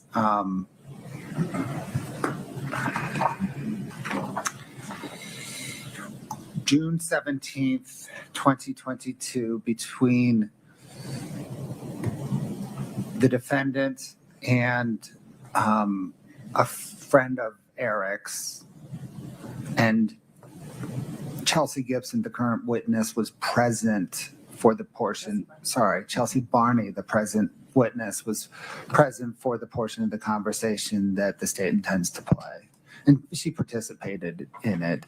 The state is offering it for the defendant's statements. The statements made by Mr. Knutson and Ms. Barney are effect on the hearer context. Okay. And a one-sentence description of the probative value. I don't know what's on the call. Your Honor, the probative value, there's a lot to unpack there. It's sum total, the calls are about 45 minutes. Give me an example. Consciousness of guilt throughout. Okay. Okay. Ms. Lewis. Your Honor, first, we don't think the call is relevant. It takes place after Mr. Richins' death. It doesn't discuss anything of relevance in this case that I can recall. We also don't know, Chelsea wasn't a party to the call. I don't know if it was on speaker and she heard parts of the call. Representation if she speaks during it. I'm sorry. The representation from the state is that Chelsea Barney speaks during the call. I was just going to say once or twice she says like yes, or she makes a couple of comments. I don't know though if she was there for the whole call, if she was in and out. I don't know which portion of the call in particular they want to put in. So Forgive me. I was under the impression that you and Mr. Bloodworth discussed this very thing during the break. We did not. Oh, okay. Would now be an appropriate time to have that conversation so that you're not unsure about those things? Yes. Do you have a transcript of the part you want to put in? Yes. Can I have it? Yes. I'm going to go make myself a cup of coffee while you review that transcript. Would you email me a copy of the same transcript? Yes. So I can have the same information at the same time. Yes, sir. All right. We'll be in recess for until 1:15. Thank you.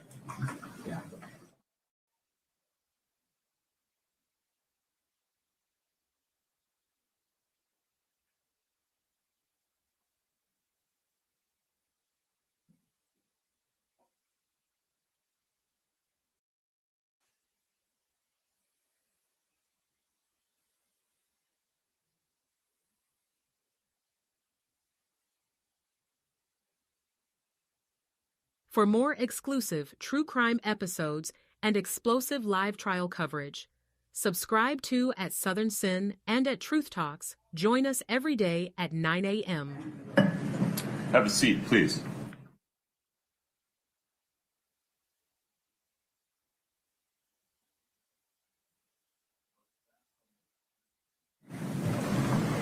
Ms. Lewis, may I ask you a couple of questions? Yes.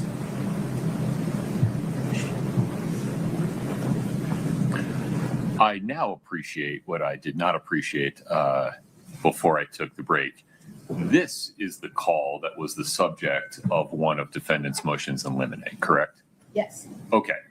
So the parties briefed this. We had a hearing about it. I ruled on it. I denied the defendant's motion to exclude this very recording, correct? Yes. Okay. Anything further on that? Just if we could have a continuing objection to its admission. It's preserved for the record. All right. Mr. Bloodworth, are we ready for the room? I'm sorry, ready for the jury. My apologies. Yes, Your Honor. Ms. Lewis. Yes, Your Honor. Okay. Cody, we're ready for you. Tracy, thank you.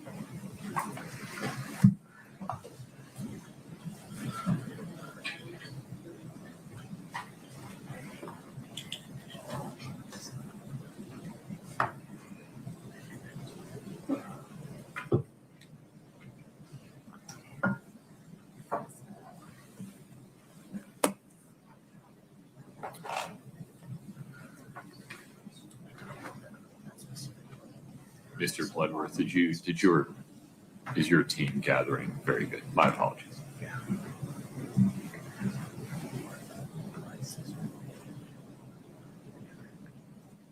Ms. Barney is welcome to take the stand.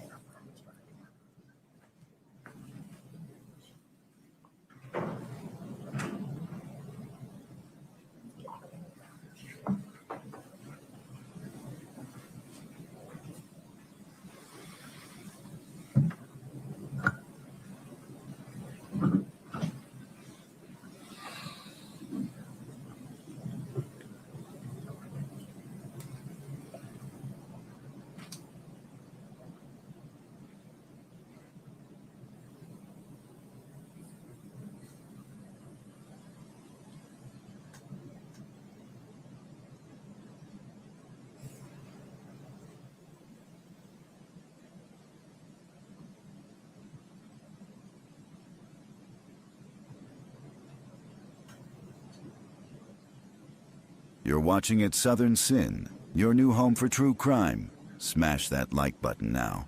We'll be right back.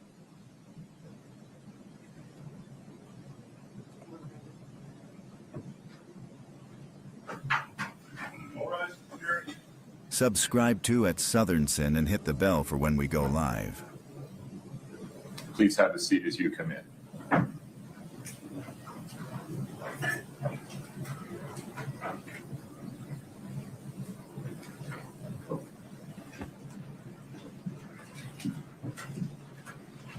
Have a seat. Thank you. Ms. Barney, you're still under oath. Okay. Very good. Mr. Bloodworth, please proceed. Thank you, Your Honor. Ma'am, were you present at the Richins residence 2 days after Eric's death, March the 6th, or on March the 6th, 2022? Yes, I was. And did there come a time when Kouri Richins was very upset and you went to console her? Yes. Why was she upset? She got in an argument with her sister-in-law. And what was the argument over? She was trying to get into Eric Richins' safe to get the will out. And did the argument also involve the home? Yes. What portion of the argument involved the home? The sister-in-law had told Kouri that the house was no longer hers and it belonged to the other sister because she was in charge of everything. How did Kouri Richins react to learning that? She was very upset. How upset? Crying. I mean, pretty upset. Yeah. Did she collapse? Yeah. Was she hysterical? Yeah. Did she say why she was so upset? She just said she couldn't believe this was all happening. Did she seem surprised to you that the house was no longer under her control? Yes.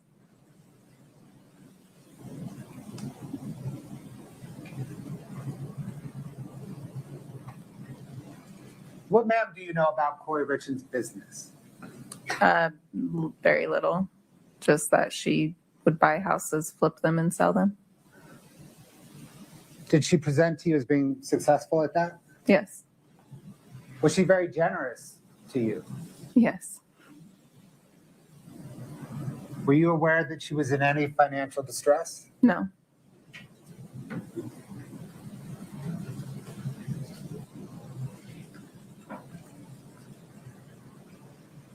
Ma'am, are you familiar with a house at 299 East, 100 South in Heber?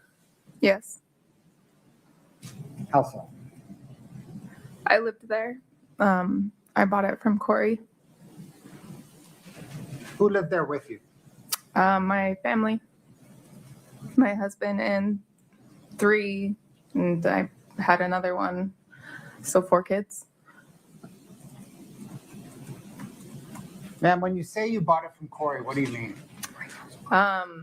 We were in a situation of needing a place to live, and Kouri was buying this house to flip it and sell it, and she offered to sell it to me.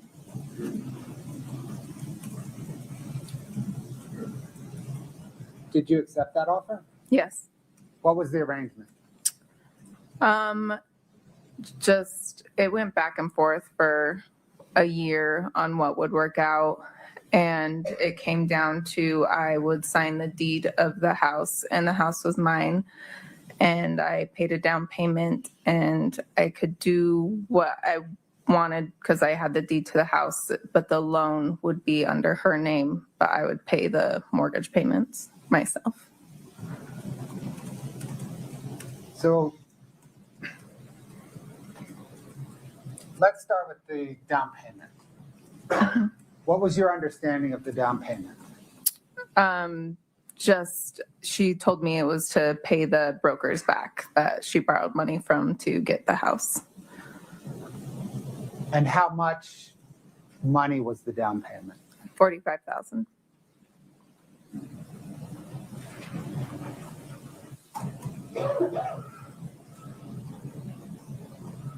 What, ma'am, were you doing for a living at that time? I was a manager up at Soldier Hollow Grill. And did you work in part for tips?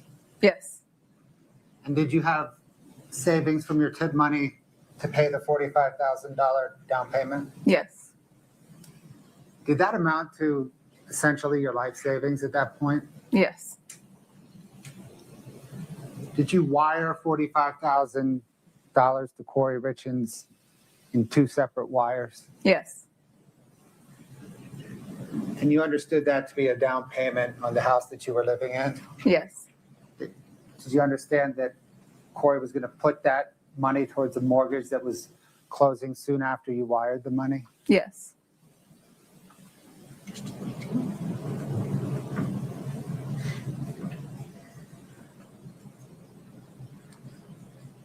As far as you knew at the time, did she put the $45,000 towards the mortgage? Yes.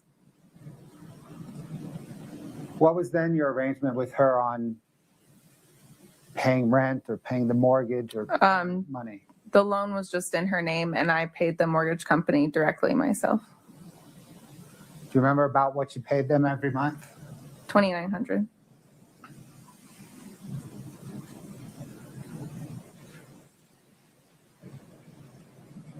Scott, can I get 6-14, please?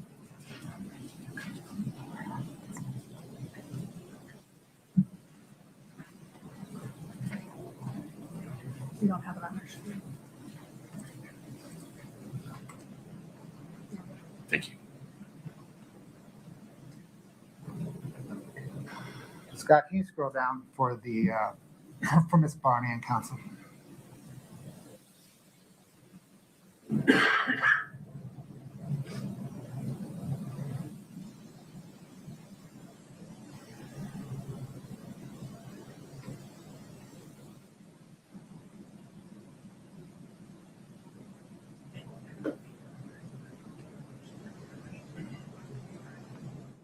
Ma'am, do you recognize that document? Yes. Is that a copy of a warranty deed that you signed on this house? Yes. Is it an accurate depiction of that warranty deed? Yes. Your Honor, the state moves 614 into evidence. No objection. 614 is admitted. Your Honor, thank you. Okay, Ms. Barney, it says up at the top, 290 East, 100 South in Heber. Is that the address that you lived at with your family at the time? Yes. And that That's you, Chelsea Barney, as the sole owner? Yes. Scott, if you could scroll down, please.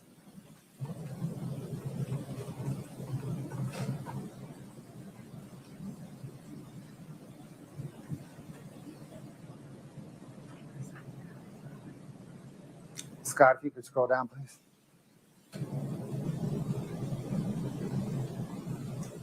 Scott, if you could, sorry, go up. If you could just enlarge kind of the middle to the bottom portion. Thank you.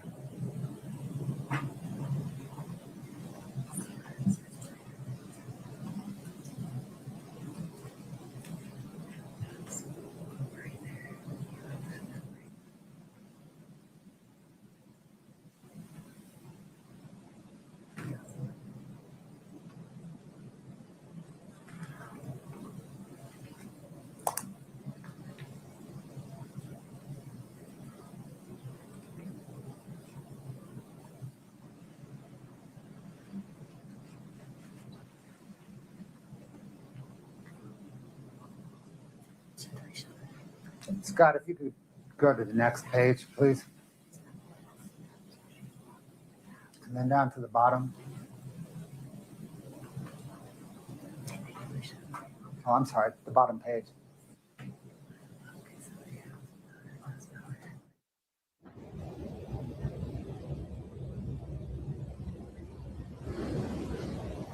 You could enlarge that, please.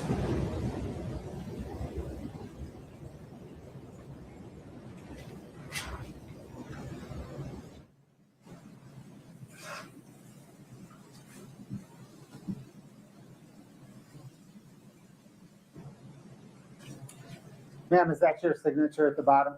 Yes. When you signed that document, what was your understanding? That the house was mine.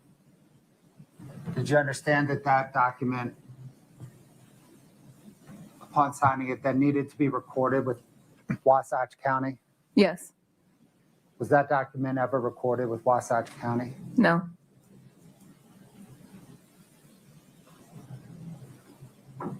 That was signed, I think, on January the 6th, 2023. From that point forward, did you continue to live in the home, pay the mortgage, and have the understanding that it was your home? Yes.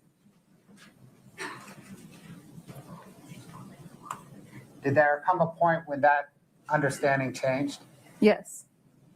When was that? When she got arrested, I was informed that there was a loan taken out on my house that I didn't know about, or I didn't take it out. Your Honor, hearsay?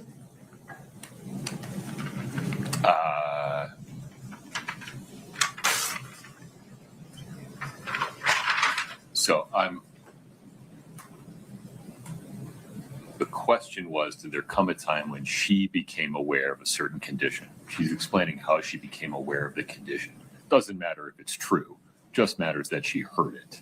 So this explanation for what she heard can be considered only for an explanation of the effect it had upon her, not for the truth of the matter asserted. Go from there, Mr. Bloodworth. So did there come a time when your understanding changed?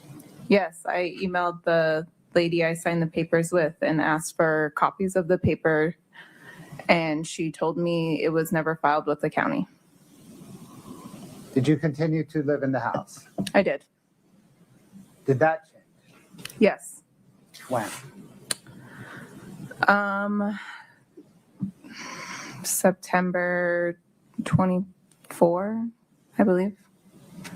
I was evicted.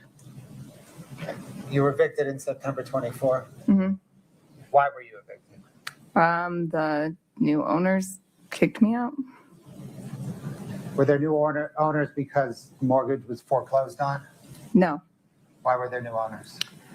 I don't know how it all works, but she gave the deed over to someone else and they owned the house. Was it a deed in lieu of foreclosure? Yes.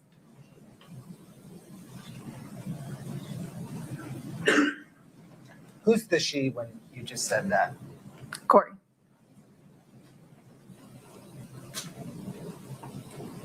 So it's your understanding then that Kouri Richins gave the deed of the house over to new owners in lieu of foreclosure on the house? Yes.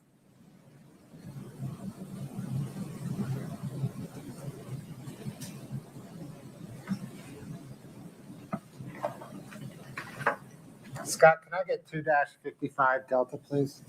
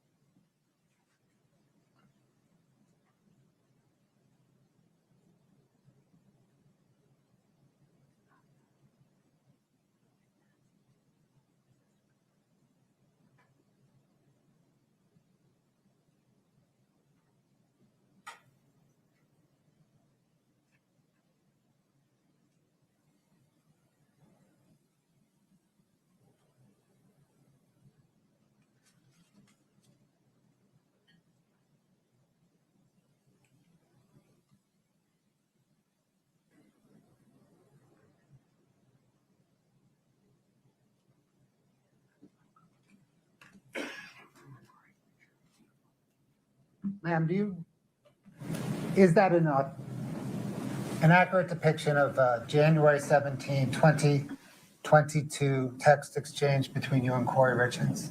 Yes. It's not January though. Sorry, June? June 17th, 2022? I'm having trouble with Yes, it's fine. I'll correct you, I guess. Please do. Your Honor, the state moves 2-55D into evidence. Hold off on publishing. Your Honor, we object. Please approach.